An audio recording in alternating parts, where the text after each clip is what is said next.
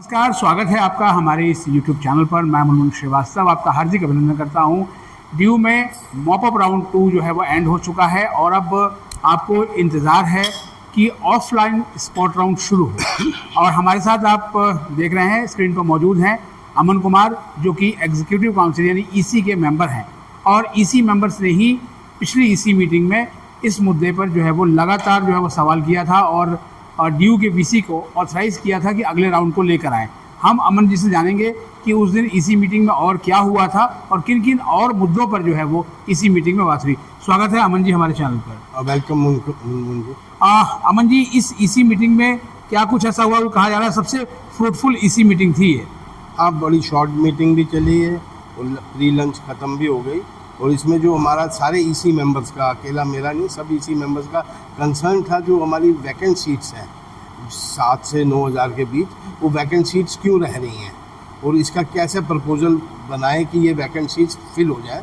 और इसके लिए हमने वाइस चांसलर को ऑथराइज़ किया कि आप एक पॉलिसी बनाएं जिससे कि ये फिज़िकल राउंड में इसका और फिज़िकल प्लस ऑनलाइन राउंड में इसकी काउंसलिंग हो और सब्जेक्ट वाइज काउंसलिंग हो, सब्जेक्ट वाइज सेंटर अलग अलग एलोकेट किए जाए कॉलेजेस में, वहाँ बच्चों को इनवाइट किया जाए और फिज़िकली वहाँ जिस बच्चे ने एडमिशन लेना है वो फ़ीस भरे और सिमुलटेनियसली ऑनलाइन भी बच्चे उसमें ट्राई करें और जिससे कि हमारी ये जो वैकेंट सीट्स हैं ये फिल हो सके, मैक्सिमम सीट्स फिल हो सके। और वाइस चांसलर साहब ने इसे सीरियसली कंसर्न लिया और उसी समय का कि आप मेरे को ऑथराइज़ करो, तो हमने उन्हें ऑथराइज़ किया। तो वो एडमिशन की डीन हनीफ गांधी और रजिस्ट्रार साहब के साथ बैठ के ये पॉलिसी बना के इसी साल से वो कह रहे थे हम फिजिकल मोड में एडमिशन करेंगे जैसे बीटेक में और अदर सब्जेक्ट्स में। तो सर ये तो जैसे इसी साल की बात हो रही है, जैसे अभी आज तारीख 16 हो गई, 18 को डूसू का इलेक्शन है, 19 को काउंटिंग होगी, यानी ये पूरा हफ्ता निकल गया।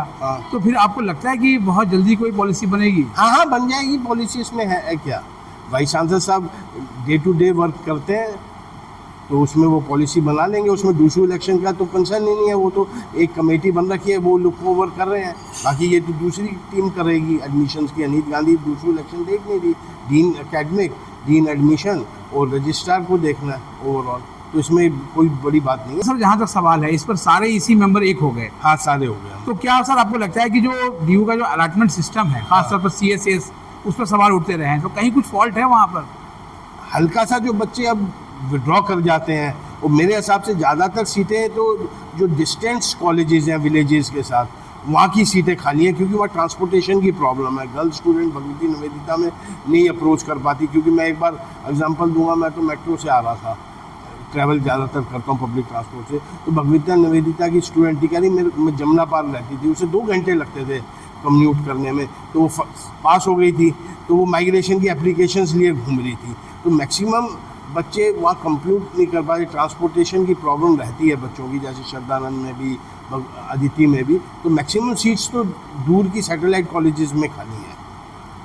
तो सर क्या आपको लगता है कि फिर जब स्पॉट राउंड इस तरीके के लेकर आएंगे, तो एक जगह सबको बुला के या अलग अलग सब्जेक्ट वाइज बुलाएंगे? मेरे को लगता है सब्जेक्ट वाइज अलग अलग तो बच्चे आएंगे सर? हाँ, आएंगे। लेकिन सर जैसे मान लिया कि सितंबर का महीना भी आधे से ऊपर ही होता दिख रहा है और अक्टूबर के एंड से मुझे लगता है कि वो असाइनमेंट वगैरह शुरू हो जाता है और दिसंबर में फर्स्ट सेमेस्टर के एग्जाम होंगे। तो देरी बहुत ज़्यादा नहीं हो गई है?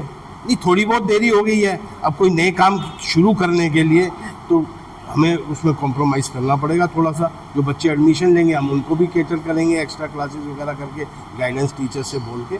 फर्स्ट टाइम होगा फिजिकल स्पोर्ट, तो उसमें थोड़ी बहुत प्रॉब्लम्स और हर्डल आते हैं, उसको तो ज्वाइंटली हमें हैंडल करना है। एक और चीज़ भी सुनने को आई थी जो है वो इसमें कि VC साहब ने ये भी कहा कि जो नहीं आ सकते वो ऑनलाइन भी जुड़ सकते हैं। हाँ, ऑनलाइन। कैसे उन्होंने कहा था? तो हम सब्जेक्ट वाइज बताएंगे ना, इस सब्जेक्ट के लिए फिजिकल राउंड इतने से इतने बजे तक है, और उसी समय जो दिल्ली के बाहर का बच्चा वो एडमिशन लेना चाहता है वो ऑनलाइन भी सिमुलटेनियसली चलेगा। अच्छा, बाकायदा सर ये इन्फॉर्म करके होगा? हाँ, इन्फॉर्म करके होगा। विदाउट इन्फॉर्मेशन तो नो यूज ऑफ फिजिकल। क्योंकि हम सुन रहे हैं कि जो 2 चांसलर नॉमिनी आए थे उन्होंने भी इस बात का समर्थन किया है। हाँ, बिल्कुल किया। All EC members, 6 elected EC members, those were available in the meeting, and 2 chancellor nominee, all were concerned about the vacant seats. All were concerned, and we have authorized Vice Chancellor to take appropriate step, and Vice Chancellor agreed, and he told that from this particular year he will start. ऐसा कि जैसे जो ये colleges हैं outskirt पे, और बहुत सारे विड्रॉ भी इन्हीं कॉलेजेस से हुए हैं, तो क्या ऑफलाइन स्पॉट में इन कॉलेजेस में बच्चे जाना पसंद करेंगे? हाँ, जिनकी अभी कहीं भी एडमिशन नहीं हुए, वो जो कंफ्यूज्ड है वो जाएंगे, क्यों नहीं जाएंगे? अच्छा, इसी में सर जो है वो कुछ कर्मचारियों से जुड़ा हुआ मुद्दा भी उठा नहीं, कि क्योंकि पिछले दिनों एक पत्र जो है वो कर्मचारियों ने का जो है ड्यू के से प्रशासन ने यूजीसी को भेजा है कि जो लॉन्ग सर्विंग जो एडहॉक्स हैं, हाँ ठीक है, उनको रेगुलराइज करने की प्रक्रिया शुरू हो। हाँ, नहीं, उनके लिए बात तो हुई थी कर्मचारियों के लिए कि हम चाहते हैं कि जो कॉन्ट्रैक्ट में नौकरी कर रहे हैं कर्मचारी, उनको परमानेंट किया जाए। उनके लिए यूजीसी को लेटर भी लिखा है। तो सर आपको लगता है कि जो उनके दिन जो है वो बढ़ने की तरफ बढ़ रहे हैं, या केवल ये जो है वो एक आई वॉश है? नहीं, आई वॉश नहीं, हम तो चाहते हैं हो कर्मचारी परमानेंट हो, कॉन्ट्रैक्ट के कर्मचारी जिन्होंने नौकरी कर रहे हैं 10 साल से ऊपर, 15 साल से ऊपर कर रहे हैं, वो डिजर्व करते हैं। क्योंकि पहले भी सर एक एसपीएस कमेटी बनी थी, हाँ। और उसमें इसी के मेंबरों को भी ऑथराइज किया गया था, लेकिन उसका कुछ नतीजा निकला नहीं। और वी आर कॉन्फिडेंट निकलेगा सर। वी आर कॉन्फिडेंट, और कहीं जाना है अप्रोच करना, we will also approach for that. इसके अलावा सर इसी में कोई ऐसा मुद्दा और भी था जो आपको लगता है, जो आप दर्शकों को बताना चाहते हैं इस इसी में, ये एडमिशन और एम्प्लॉइज इन सबसे के अलावा भी? उसमें पीएचडी वाला था एक जी 4 ईयर के स्टूडेंट्स के लिए, वो तो एसी की स्टैंडिंग कमेटी में और एसी में नहीं आया था, तो वो रिवर्ट बैक कर दिया था। वो बाकी गवर्निंग बॉडीज़ वगैरह थी और टीचर्स का था। एक अशोक कुमार वाला इशू उठाया था हमने, जो फिज़िक्स के प्रोफेसर की प्रमोशन वाला था, कि उसको कैसे रिजॉल्व किया जाए। और एक आईओई का मैटर था सीरियसली जो मैंने उठाया था। आईओ की जो ग्रांट है वो हमारे को आ गई थी, हमने वाइस चांसलर जी को उसके लिए मुबारक दी, और आईओ की पॉलिसी भी आ गई थी। उसमें आजकल एक्सटर्नल फंडिंग तो टीचर्स को मिल नहीं रही है, और जो नैक की रैंकिंग होती है वो सारे प्रोफेसर्स की मिली भगत, सारे प्रोफेसर्स की अचीवमेंट्स होती हैं, जो पब्लिकेशंस होती है उससे हमें सबको मिलती है ओवरऑल। तो एक्सटर्नल ग्रांट टीचर्स को मिल नहीं रही है रिसर्च वगैरह के लिए। आईओई की ग्रांट आई है, तो हमने डिमांड करी थी वाइस चांसलर साहब से कि जो आईओई की ग्रांट के अंदर आपने गाइडलाइंस रखी है वो बहुत टफ करी है, सारे टीचर्स को आईओई की ग्रांट मिलनी चाहिए। और मैंने ये 23 जनवरी वाली इसी मीटिंग में भी बोला था, और 12 जुलाई वाली में भी बोला था, और नोट फॉर एक्शन भी दिया था। इस बार मैंने नोट फॉर एक्शन नहीं दिया था, तो इसको कुछ रिलैक्स करना चाहिए गाइडलाइंस को, जिससे कि हमारे दिल्ली यूनिवर्सिटी के सारे प्रोफेसर्स को इसकी ग्रांट मिल सके और वो रिसर्च में काम कर सकते। बीएचयू में तो दे रहे हैं, एज हमारी जो गाइडलाइंस है बड़ी हार्ड है। और वाइस चांसलर साहब ने, मुकेश अलावत जी थे रिसर्च काउंसिल से, वहाँ बैठे, तो उनको डायरेक्शन दी कि वो मेरे से डिस्कस करेंगे इसके बारे में।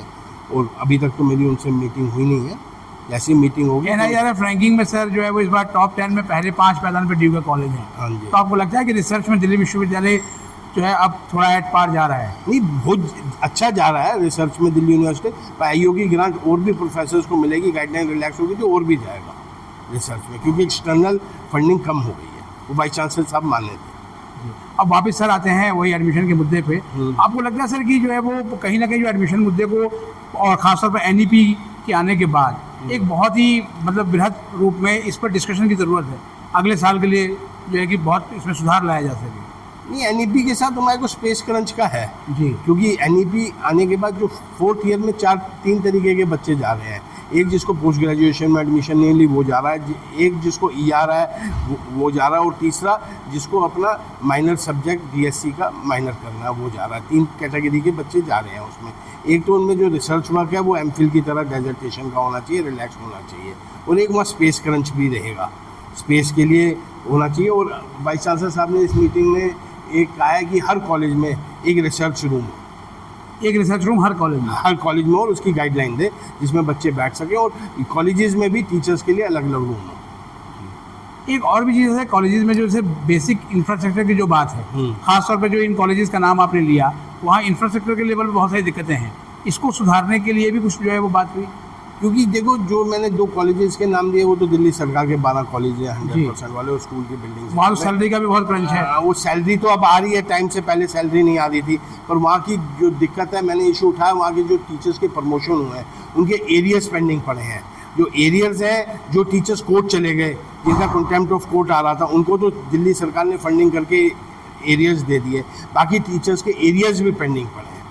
तो मैंने रेज़ किया कि हमें एरियर्स के लिए भी डिमांड करनी चाहिए दिल्ली सरकार से, बाकी टीचर्स के एड मिले। और वो जो डेवलपमेंट का फंड आएगा वो स्कूल की बिल्डिंग्स में चल रहे हैं, तो उनको लैंड अलॉट होकर नई बिल्डिंग्स कंस्ट्रक्शन हो, वो तो नेसेसिटी है। जी, चलते चलते सर फिर उसी सवाल में वापस आते हैं कि मॉपअप राउंड के बाद क्या मॉपअप राउंड खत्म हो गया है हाँ। और अब ऑफलाइन की को लेकर बच्चे इंतजार कर रहे हैं, हाँ। तो आप सर बच्चों से और उनके पेरेंट्स से क्या कहेंगे जरा नहीं, मैं बताइए। बच्चों और उनके पेरेंट्स से यही अपील करूंगा जिनके बच्चों के एडमिशन नहीं हुए हैं, वो Delhi university 100 year old university है, बहुत अच्छी यूनिवर्सिटी है। कॉलेज चाहे दूर हो चाहे पास हो, सेम तरीके के सब्जेक्ट्स हैं, पढ़ाई भी सेम है। आप जिन बच्चों के एडमिशन नहीं है वो आएँ हमारे फिजिकल मोड में, जिस सब्जेक्ट में एडमिशन लेना चाहते हैं वो इधर आके अपना एडमिशन लें। और ये सर जो है 12th के अंकों के आधार पर ही होगा। हाँ, अभी उम्मीद बच्चों को नहीं खोनी चाहिए। नहीं बिल्कुल नहीं खोनी चाहिए, और मिलेगा जिन बच्चों को एडमिशन नहीं मिला। और आप भी सबको प्रचार करें कि दिल्ली यूनिवर्सिटी में होने वाला है, और वाइस चांसलर ने कमिट किया था कि हम इसी ईयर से स्टार्ट करेंगे जी। Physical round. चलिए, बहुत बहुत धन्यवाद अमन जी हमें समय देने के लिए। तो आपने सुना ईसी मेंबर अमन कुमार जी को, और उनका यही कहना है कि वाइस चांसलर को सारे ईसी मेंबर्स ने पूरी तरीके से ऑथराइज़ किया हुआ है, और अब निर्णय उनको लेना है कि ऑफलाइन जो ये राउंड है वो कब लेके आएंगे, और उसका जो मोड है वो मोडस ऑपरेंडी क्या होगा, ये सब उनके ऊपर है। फिलहाल उनका यही कहना है कि आपको अपनी उम्मीदें नहीं खोनी चाहिए, आपकी जो होप है वो स्टिल अलाइव है, और उम्मीद करते हैं कि आप में से जो बच्चे अभी छूट गए हैं उन सभी बच्चों को जो है दिल्ली विश्वविद्यालय में एडमिशन जो है वो मिल जाए। हमारे चैनल पर नए हैं तो चैनल को सब्सक्राइब कर लें और इसे अपने दोस्तों के बीच शेयर करें। मिलते हैं एक और एपिसोड के साथ, तब तक के लिए नमस्कार।